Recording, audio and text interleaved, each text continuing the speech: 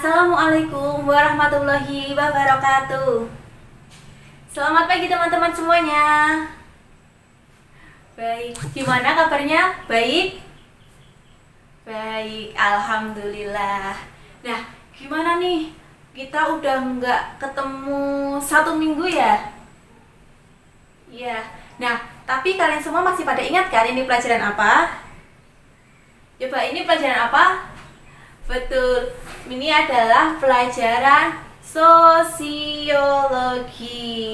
Nah, di pelajaran sosiologi kali ini kita akan membahas suatu bab. Bab ini akan ada kaitannya sama pertemuan kita di pertemuan yang lalu. Masih ingat nggak sih pertemuan lalu itu apa? Coba deh Tasya, kita pertemuan lalu itu membahas tentang apa? Masih ingat nggak? Masih apa? Perubahan sosial, benar sekali. Tepuk tangan buat Tasya. Perubahan sosial, ada yang masih ingat nggak apa sih perubahan sosial itu? Ya, yang ingat bisa tunjuk tangan ayo. Anton, iya, coba dijelasin Anton, apa itu perubahan sosial? Bener, tapi agak kurang lengkap nih jawaban dari Anton. Ada yang bisa menambahi? Oke, Maria. Iya, betul sekali. Jawaban Anton dan juga jawaban Maria benar tentang pengertian perubahan sosial. Kita move setelah kita mempelajari tentang pengertian perubahan sosial dan juga definisi dari beberapa tokoh kemarin.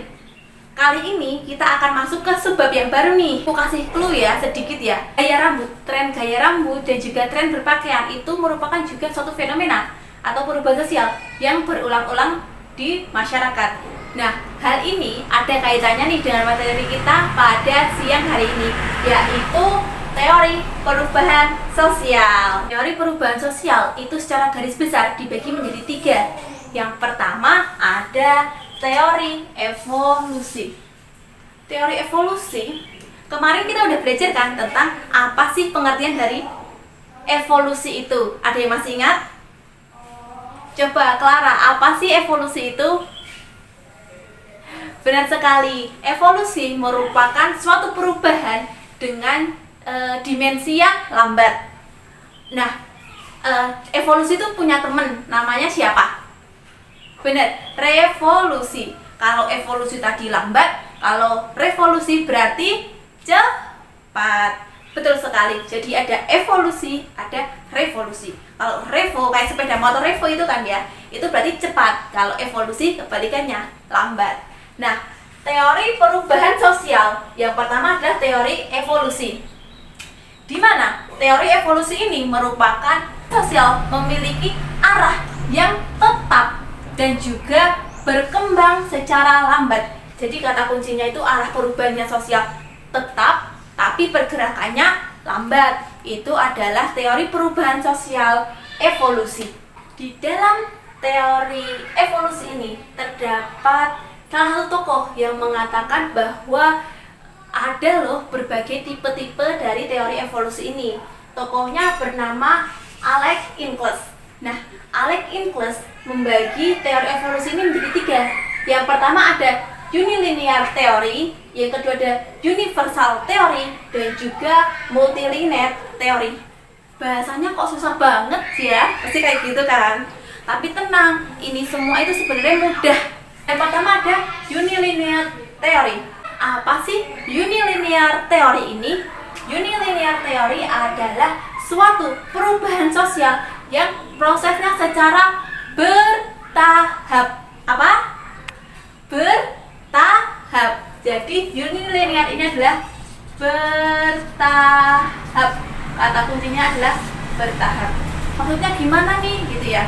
Nah, maksudnya adalah perubahan sosial itu terjadi secara lambat karena ini merupakan golongan evolusi, tetapi dia itu bertahap prosesnya. Kemudian yang kedua adalah universal theory. Universal theory itu apa sih? Nah, universal theory itu kebalikan dari unilinear theory. Kalau unilinear theory tadi secara bertahap, kalau universal ini adalah tidak bertahap. Tidak bertahap itu maksudnya gimana ya gitu kan. Contohnya adalah perpindahan masyarakat dari mereka itu yang masyarakat homogen ke masyarakat yang heterogen. Apa contohnya kalau kayak gitu? Ada yang bisa menjawab? Natasha apa? Benar sekali, urbanisasi ya. Urbanisasi contohnya apa? Ayo. Nah, benar, urbanisasi contohnya adalah perpindahan masyarakat desa ke masyarakat kota atau perpindahan dari desa ke kota. Jadi banyak sekali warga desa yang pindah ke kota. Nah, dari masyarakat yang homogen menjadi bukan pindah ke kota. Jadi kota itu isinya adalah masyarakat yang heterogen. Jadi universal theory tadi merupakan perubahan sosial yang tidak bertahap seperti itu. Nah, macam yang ketiga dari Alex Ingalls mengenai teori evolusi adalah multilinear theory. Apa sih multilinear theory? Kalau unlinear tadi kan bertahap. Kalau universal itu tidak bertahap. Kalau multilinear adalah perubahan sosial itu disadari atau adanya perubahan sosial itu terjadi karena adanya sebuah penelitian. Benar sekali. Jadi ada research dulu yang dilakukan di masyarakat sehingga disadari bahwa adanya suatu perubahan di masyarakat tersebut. Kemudian yang kedua ada teori siklus. Pasti kalian udah nggak asing kan, apa sih teori siklus itu gitu kan? Karena kan udah tahu siklus itu gimana gitu kan. Yang pertama kali kan teori evolusi, yang kedua teori siklus. Teori siklus ini merupakan fenomena di masyarakat yang bergerak secara memutar. Benar, ini secara memutar. Gimana sih ini? Jadi nanti geraknya seperti ini. Ini merupakan teori gambaran dari teori siklus, gitu kan? Nah, teori siklus ini merupakan perubahan sosial yang tidak dapat diarahkan atau direncanakan. Kenapa kok tidak bisa diarahkan atau direncanakan ya? Karena dia adalah memutar. Dia akan bergerak dari waktu ke waktu. Nah, ada yang bisa ngasih contoh nggak perubahan teori siklus ini? Nanda, coba deh. Apa? Perubahan trend fashion. Bisa, boleh. Perubahan trend fashion merupakan perubahan teori siklus. Nah, contohnya tadi kan ada trend fashion. Gimana? Dulu itu ada nih gaya yang celananya pakai celana cutbray gitu kan. Sekarang trending lagi, sekarang ngetrend lagi di zaman sekarang. Padahal tren celana cutbray dulu itu kan di zaman misal era 90-an ya. Ini kan udah zaman 2000 naik lagi tren celana cutbray itu. Dan zaman sekarang, zaman modern seperti sekarang ini gitu. Jadi perubahannya itu berputar tanpa direncanakan. Kita nggak tahu akan tiba-tiba aja ngetren, tiba-tiba nggak ngetren lagi gitu kan. Nah, selain itu ada gaya busana seperti contohnya kebaya Kartini seperti ini ya kan. Akan tetapi seiring dengan perkembangan zaman, perkembangan era, arus teknologi, perubahan sosial, sekarang udah banyak ngetren nih kebaya-kebaya dengan motif yang beraneka ragam, dengan motif-motif kekinian lah, motif-motif di era sekarang ini. Jadi adanya perubahan sosial, adanya perubahan yang ada di masyarakat yang bergerak secara memutar. Nah, teman-teman, biar lebih jelas lagi, Ibu punya nih contoh dari teori siklus ini tadi ya kan. Ibu akan kasih lihat ke teman-teman, tapi sebelumnya diam-diam dulu. Ayo, nggak boleh gojek semuanya, nggak boleh gojek. Ayo, perhatikan semuanya ya. Nah, Anton nggak boleh gojek dong, nggak boleh ngomong sendiri dong, diperhatikan dong Ibu dong. Nah, gitu. Nah, perhatikan ya. Nah, kan kalau kondusif seperti ini kan pembelajaran juga enak. Kalian mendapat ilmunya, Ibu juga bisa memberikan ilmu kepada kalian dengan senang hati, dengan gembira, seperti itu ya. Saling menghormati. Setuju?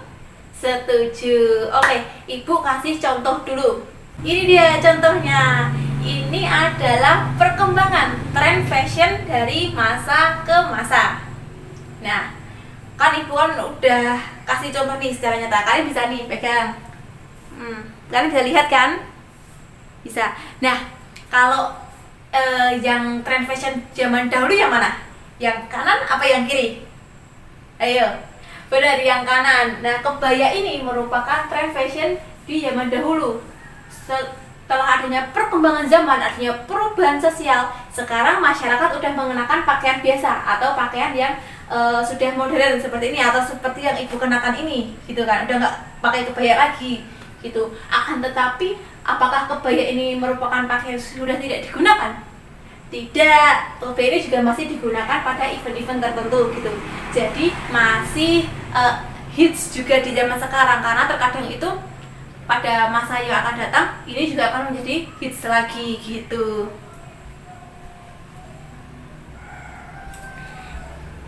Nah, paham kan semuanya? Ini adalah contoh dari teori siklus atau perubahan sosial yang tidak dapat diarahkan atau direncanakan dan bergerak secara memutar. Benar sekali. Nah, sudah paham kan dari contoh yang ibu berikan tadi? Paham? Paham. Selanjutnya ibu akan mengadakan variasi nih pembelajaran. Kan ibu terus yang ngomong kan capek ya, gitu kan. Meskipun kalian juga menjawab pertanyaan-pertanyaan dari ibu, tapi kan ibu mau kalian membentuk kelompok. Ini berapa jumlah siswanya?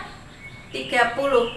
Boleh deh 2 meja ini ke belakang menjadi kelompok 1 dan 2 meja ini ke belakang kelompok 2 ya. Nah, tugasnya adalah kalian mencari contoh dari teori siklus ini tadi, gitu. Contoh lain, tidak boleh menggunakan gaya berpakaian. Nah, tapi dari kedua kelompok ini tidak boleh ada yang sama ya. Jadi cepet-cepetan nanti maju siapa yang bisa mengargumenkan pendapatnya mengenai contoh dari teori siklus tadi, gitu. Nah, sekarang ibu berikan waktu berapa nih? Kira-kira mau berapa menit? 10 menit?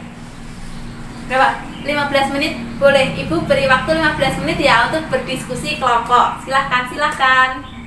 Ada 15 menit nih waktu yang ibu berikan buat kalian mengadakan pembelajaran berkelompok ya, variasi terbaru kita. Nah, ayo dimulai dari tadi siapa dulu? Kelompok sini ya, kelompok kiri ibu, kelompok A. Nah, kelompok A apa contohnya? Apa? Yang keras dong. Ketuanya siapa ini? Nanda ya. Nanda boleh berdiri dulu. Apa contohnya? Contoh dari teori siklus. Gaya rambut. Nah, apakah gaya rambut ini termasuk dari contoh siklus? Coba dijelaskan dulu deh Nanda. Dijelaskan kepada teman-teman yang lain. Yuk, perhatikan Nanda dulu. Ayo perhatikan Nanda. Benar sekali bahwa kenapa sih kok perbedaan gaya rambut itu merupakan contoh dari teori siklus? Karena perbedaan gaya rambut itu merupakan satu perubahan sosial yang tidak direncanakan. Contohnya ini, seperti yang dikatakan oleh kelompok 1 tadi. Ini apa tadi? Buzzer cut atau potong cepak seperti ini. Dicepak, terus ada yang potong pendek bob. Kalau dulu kan para perempuan yang potong pendek itu dianggap bahwa wah, perempuan ini nggak beres nih. Wah, perempuan ini mirip laki-laki nih kayak potongnya. Tapi di zaman sekarang ini para perempuan yang potong pendek itu udah biasa aja. Ya udah ada generalisasi di antara pria dan wanita tentang gaya rambut. Beri tepuk tangan dan juga applause dulu kepada kelompok 1 yang telah memberikan contoh yang sangat benar, konkret mengenai teori siklus. Kelompok 2 bagaimana? Ayo, waktu dan tempat kita persilahkan ya teman-teman buat kelompok 2. Contohnya apa? Perubahan peradaban. Wah, menarik sekali ya teman-teman. Contoh dari teori siklus perubahan peradaban. Apa ya itu? Ayo silahkan dong Mas Aldo dijelaskan. Ayo kepada teman-teman yang lain. Ayo perhatikan semuanya. Benar sekali. Beri tepuk tangan buat kelompok 2 juga dong. Kelompok 2 mengatakan bahwa contoh teori siklus adalah perubahan peradaban. Contohnya adalah di masa kerajaan dahulu ya. Ya, dahulu kan ada kerajaan yang paling terkenal. Apa itu? Kerajaan Majapahit. Dulu kan kerajaan Majapahit biasa saja. Maksudnya dia baru memulai atau merintis. Kemudian lambat laun kerajaan itu berkembang dan mengalami masa kejayaan ya, sangat jaya. Tetapi setelah adanya kerajaan-kerajaan yang lain, dia mengalami pemerosotan atau kemerosotan dan juga akhirnya mati. Tuh, beri tepuk tangan buat kelompok 2. Tak terasa pembelajaran pada pagi hari ini, pada pertemuan kali ini sudah selesai ya sampai di sini tentang teori perubahan sosial. Ibu harap kalian semua paham akan penjelasan yang telah Ibu berikan kepada teman-teman tadi. Semoga kalian tetap semangat dalam menuntut ilmu dan belajar sosiologi bersama saya, Ibu Aulia. Saya cukupkan. Wassalamualaikum warahmatullahi wabarakatuh. Terima kasih semuanya.